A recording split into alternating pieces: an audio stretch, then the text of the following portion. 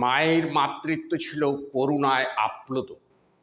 সেদিন একবার বিদায় দিয়ে মা ফিরে আসি, এই গানটি যখন বাংলার আনাচে কানাচে হচ্ছিল, সেদিন ছিল সেই দেশপ্রেমী কিশোর ক্ষুদিরামের ফাঁসির দিন।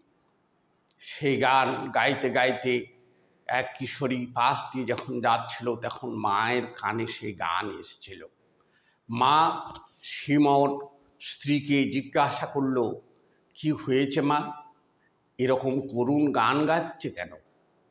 সীমর স্ত্রী সমস্ত ঘটনা বলল যে একজন কিশোর দেশপ্রেমী ক্ষুদিরাম অত্যাচারী সাহেবকে মারতে গিয়ে ভুল করে ভালো লোককে মেরে ফেলেছে মা, তার জন্যে তাকে অত্যাচারী ইংরেজ ফাঁসি দিচ্ছে।